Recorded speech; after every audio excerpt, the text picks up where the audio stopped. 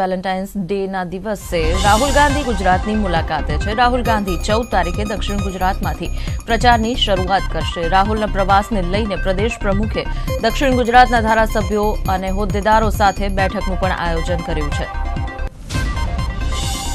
ભાજપે 2019ના ચૂંટણી પ્રચાર માટેના શ્રી ગણેશ કર્યા છે। ભારત કે મન કી બાત મોદી કે સાથ આ કાર્યક્રમ અંતર્ગત 26 લોકસભા બેઠક પર ભાજપના 26 રથ દોડાવાશે।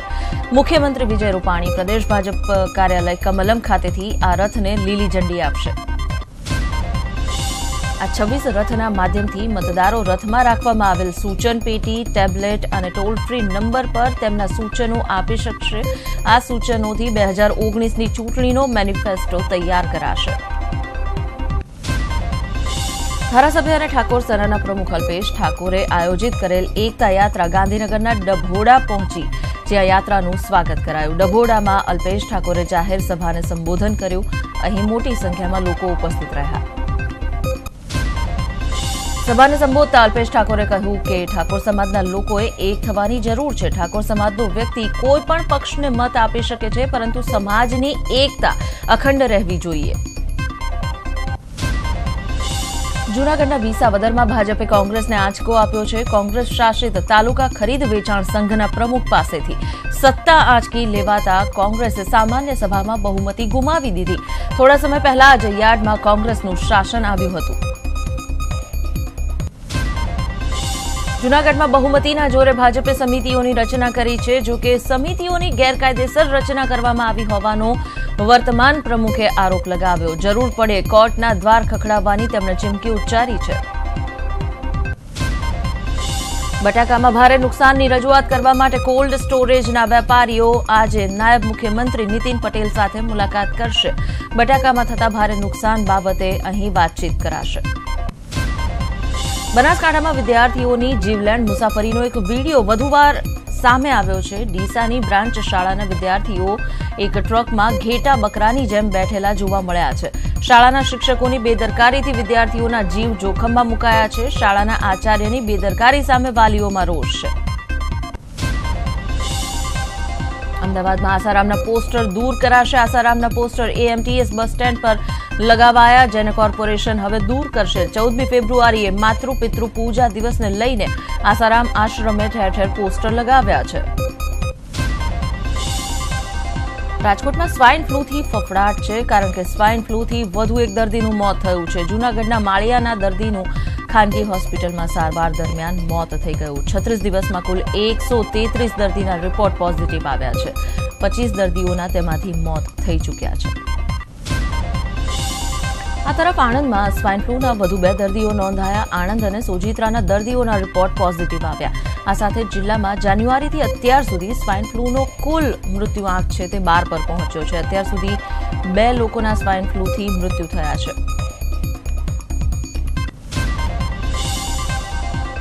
સુરતમાં સિઝનલ ફ્લૂએ કેર વર્તાવ્યો છે। આ વર્ષમાં અત્યાર સુધી સિઝનલ ફ્લૂના 25 કેસ પોઝિટિવ નોંધાયા। અઠવા વિસ્તારના 12 વર્ષીય બાળકનો રિપોર્ટ પોઝિટિવ આવ્યો। પાલિકાની અલગ અલગ ટીમે વિવિધ વિસ્તારમાં ફ્લૂને રોકવાની જાગૃતિ ફેલાવવાની કામગીરી શરૂ કરી છે।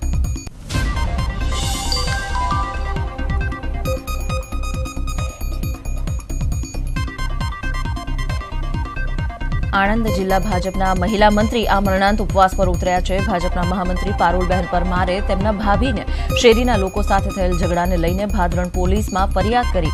આરોપીને પોલીસે સાક્ષી તરીકે તો લીધો, પણ તેની અટકાયત ન કરાતા ભાજપના મહામંત્રીએ મુખ્યમંત્રી સુધી પણ રજૂઆતો કરી છે।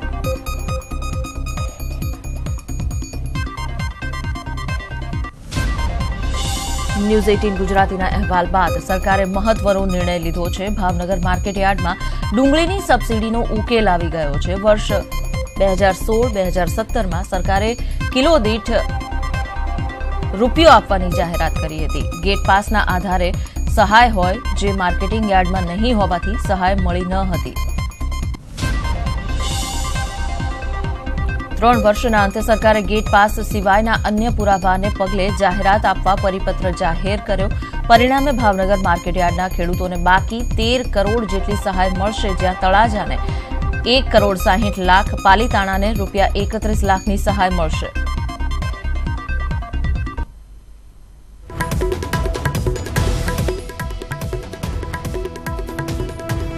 રાજકોટમાં એસઓજીએ 2 ગેરકાયદેસર હથિયાર પકડી લીધા છે. એસઓજીએ રાજુ નામના શખ્સની ધરપકડ કરી છે, જેમની પાસેથી 2 દેશી તમંચા અને 1 જીવતું કારતૂસ મળી આવ્યું છે.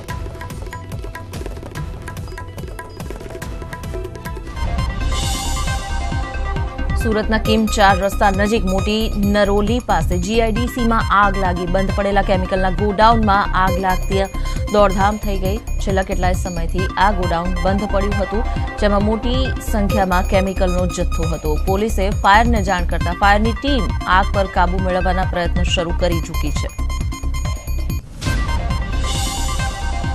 સુરતના ભીમપોર બસ સ્ટેન્ડ પાસે સિટી બસના ચાલકે દારૂના નશામાં બસ સ્ટોપ પાસે બસને બાંકડા સાથે અથડાવી દીધી. સદનસીબે કોઈ ઈજા કે જાનહાનિ નથી થઈ. જે જગ્યાએ બસ અથડાવી દીધી તે જગ્યા ડેલી સાંજના સમયે મોટી સંખ્યામાં લોકો બેઠા હોય છે. રાજકોટની માધાપર ચોકડી પાસે બેકાબુ બનેલી ટ્રક કૂવામાં ખાબકી. બેકાબુ ટ્રકે એક ઝૂંપડા સહિત 3 વાહનોને અડફેટે લીધા. આ ઘટનામાં કોઈ જાનહાનિના સમાચાર નથી. વડોદરામાં કોટા જતી પાર્સલ પેસેન્જર ટ્રેનના 2 ડબ્બા પાટા પરથી ઉતરી ગયા. 6 નંબરના પ્લેટફોર્મ પર એન્જિન બદલાતા આ એન્જિન બદલવાની પ્રક્રિયા દરમિયાન આ ઘટના બની હતી, જે પગલે કોટા પેસેન્જર ટ્રેન રદ કરાઈ. રેલવે તંત્રએ ડબ્બા પાટા પર ચડાવવાની કામગીરી હાથ ધરી. રેલવેના ઉચ્ચ અધિકારીઓ, આરપીએફ સહિત ગુજરાત રેલવે પોલીસ ઘટના સ્થળે પહોંચ્યા. ડીઆરએમએ તપાસ કમિટી બેસાડવાનું નિવેદન આપ્યું.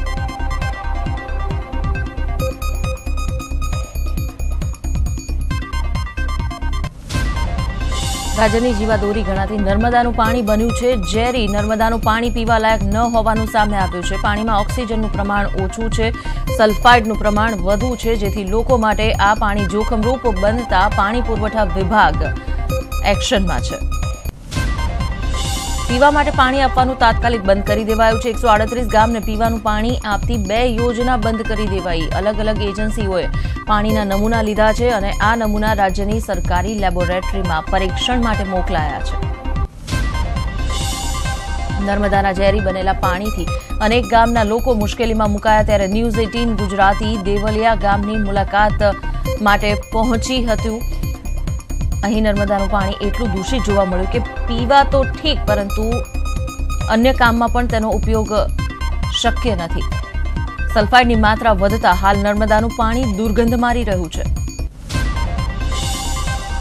છેલ્લા 1 સપ્તાહથી 138 ગામના લોકો આ દૂષિત અને ગંધ મારતું પાણી પી રહ્યા છે. લોકોના આરોગ્ય સાથે 1 સપ્તાહથી ચેડા થઈ રહ્યા છે. તંત્ર આ અંગે ક્યારે જાગશે, કેવા પગલાં લેશે, તે એક સવાલ છે.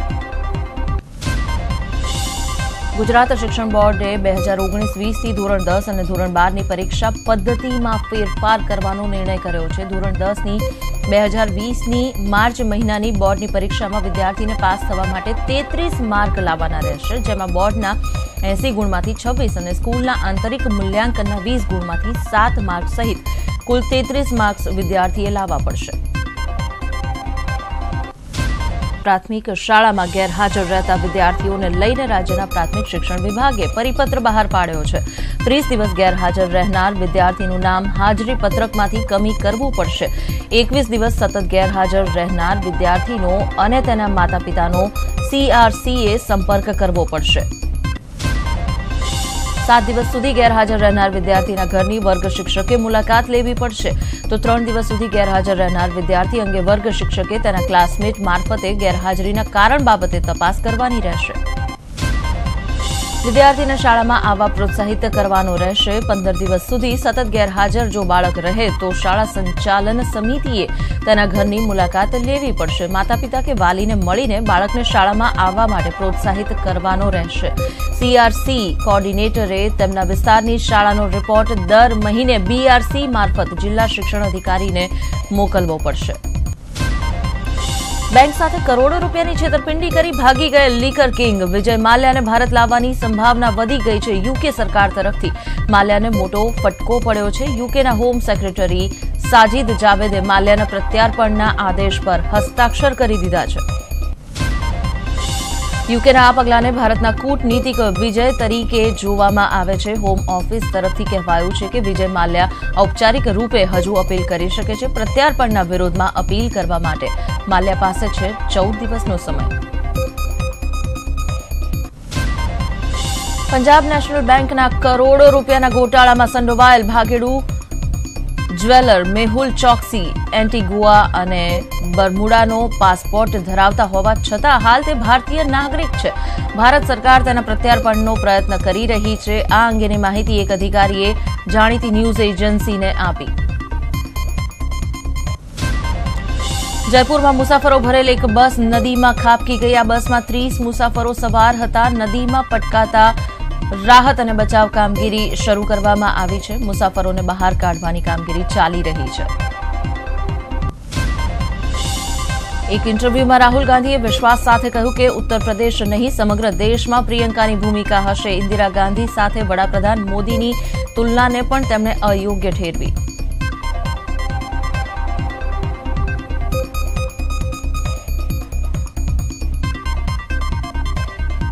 યુકે દ્વારા ભારતને પ્રત્યાર્પણની મંજૂરી પર વિજય માલ્યાએ આપી છે પ્રતિક્રિયા. વિજય માલ્યાએ કહ્યું કે નિર્ણયની વિરુદ્ધ કરવામાં આવશે અપીલ.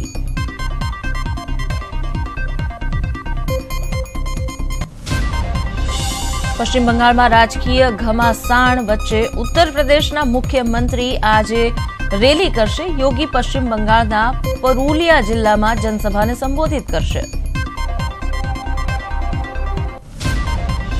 આપના ધારાસભ્ય અલકા લાંબાએ દાવો કર્યો છે કેજરીવાલે તેમને ટ્વિટર પરથી અનફોલો કર્યા છે અને વોટ્સએપ ગ્રુપમાંથી પણ હટાવી દીધા છે.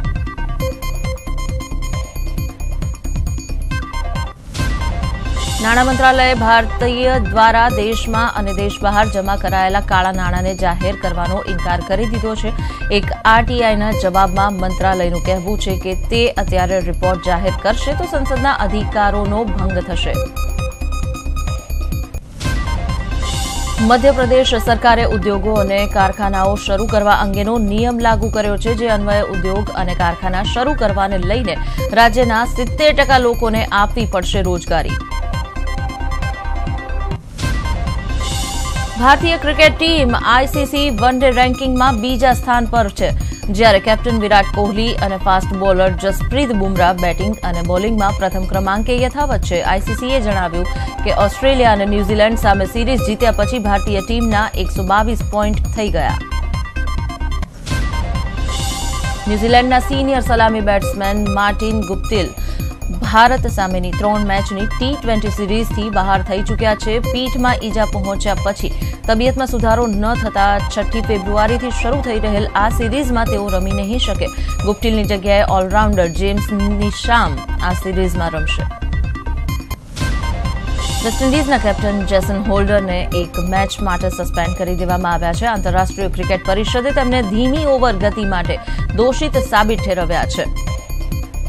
હોલ્ડર હવે ઇંગ્લેન્ડ સામેની 3જી ટેસ્ટ મેચમાં રમી શકશે નહીં. તેમને ઇંગ્લેન્ડ સામેની એન્ટીગામાં રમાનાર બીજી ટેસ્ટ મેચમાં ધીમી ઓવર ગતિને કારણે દોષિત ઠેરવવામાં આવ્યા. મિશેલ સ્ટાર્કની 5 વિકેટની મદદથી ઓસ્ટ્રેલિયાએ બીજી ટેસ્ટમાં શ્રીલંકાને 366 રનથી હરાવી 2 મેચની સિરીઝ 2-0થી જીતી લીધી.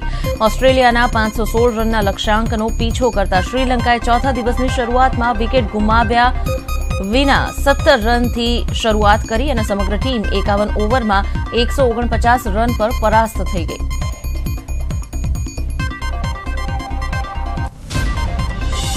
વર્લ્ડ કપ શરૂ થવાને હવે થોડા જ મહિનાનો સમય બાકી છે ત્યારે ટીમ ઇન્ડિયામાં વર્લ્ડ કપ માટે 15 ખેલાડીઓ માટેની સિલેક્શન પ્રક્રિયા પૂરજોશમાં છે. ભારતીય ટીમમાં 13 નામ એવા છે જે વર્લ્ડ કપમાં રમવા માટે કન્ફર્મ છે પરંતુ 2 જગ્યા માટે હજુ પણ યુદ્ધ ચાલી રહ્યું છે. એટલે જ ખેલાડીઓ માટે આગામી ઓસ્ટ્રેલિયા સામેની ઘરેલું શ્રેણી ખૂબ જ મહત્વની સાબિત થઈ શકે છે. વિરાટ કોહલી અને અનુષ્કા શર્મા ન્યૂઝીલેન્ડમાં સુપર રોમેન્ટિક વેકેશન વીક મનાવી રહ્યા છે. આ કપલની અત્યંત સુંદર તસવીરો સોશિયલ મીડિયા પર છવાઈ ગઈ છે. ઇન્સ્ટાગ્રામ પર અત્ર તત્ર સર્વત્ર વિરુષ્કાનો રોમાન્સ જોવા મળી રહ્યો છે. ફિલ્મોને ઓનલાઈન લીક કરવા માટે ચર્ચામાં રહેનારી વેબસાઇટ તમિલ રોકર્સે સોનમ કપૂર સ્ટારર એક લડકી કો દેખા તો ऐसा लगा લીક કરી દીધી છે. જેને પગલે બોક્સ ઓફિસ પર ફિલ્મના કલેક્શનની ગતિ ધીમી પડી છે. આ વેબસાઇટે ધ એક્સિડેન્ટલ પ્રાઇમ મિનિસ્ટર અને મણિકર્ણિકાને પણ લીક કરી હતી. લેકમે ફેશન વીક દરમિયાન રણવીર સિંહ ખૂબ મસ્તી કરતા નજરે પડ્યા. કલરફુલ ડ્રેસમાં રણવીરે જાહ્નવી કપૂર અને અનિલ કપૂર સાથે રેમ્પ પર વોક કર્યું. જાહ્નવી પોતાના કાકા અનિલ કપૂર સાથે કોઈ ફેશન ઇવેન્ટમાં પહેલી વાર રેમ્પ વોક કરતા દેખાઈ. ટેલિવિઝનની કોમેડી સિરિયલ તારક મહેતા કા ઉલ્ટા ચશ્મા હાલ દયા એટલે કે દિશા વાકાણીને લઈને ચર્ચામાં છે. સૂત્રો તરફથી જાણવા મળ્યું છે કે દિશાએ આ શો છોડી દીધો છે અને હવે તેના રિપ્લેસમેન્ટ માટે કોઈ અન્ય અભિનેત્રીની શોધખોળ ચાલી રહી છે. તેવામાં શોના પ્રોડ્યુસર અસિત કુમાર મોદીએ આ મામલે મૌન તોડતા કહ્યું છે કે દિશાએ જલ્દી પોતાનો નિર્ણય ન જણાવ્યો તો તેના રિપ્લેસમેન્ટ માટે અમારે મજબૂર થવું પડશે. Vicky Kaushal starrer film Uri surgical સ્ટ્રાઇકે તેના ડાયલોગની જેમ જ બોક્સ ઓફિસ પર ધમાલ મચાવી છે. માત્ર 23 દિવસમાં આ ફિલ્મે 180 કરોડથી વધુની કમાણી કરી છે. ફિલ્મમાં એક ડાયલોગ છે, ये नया हिंदुस्तान है, घर में घुसेगा भी और मारेगा भी. બીતેલા જમાનાના લોકપ્રિય અભિનેતા જીતેન્દ્રના ઘરે ફરી એકવાર પારણું બંધાયું છે. પુત્ર તુષાર કપૂરના પિતા બન્યા બાદ હવે તેમની પુત્રી અને ટીવી ક્વીન એકતા કપૂર પણ માતા બની ચૂકી છે. માતા બન્યા પછી એકતા કપૂરે સોશિયલ મીડિયા પર એક ઇમોશનલ મેસેજ શેર કર્યો, જેમાં તેણે માતા બનવાનો અનુભવ વર્ણવતા લખ્યું છે કે તેણે પોતાના પુત્રનું નામ રવિ કપૂર રાખ્યું છે, જે તેના પિતાનું અસલી નામ છે. વિવાદો વચ્ચે પણ કંગના રનૌતની ફિલ્મ મણિકર્ણિકાએ 9 દિવસમાં આશરે 64 કરોડથી વધુની કમાણી કરી છે અને હવે ફિલ્મની નજર 100 કરોડ ક્લબ તરફ છે.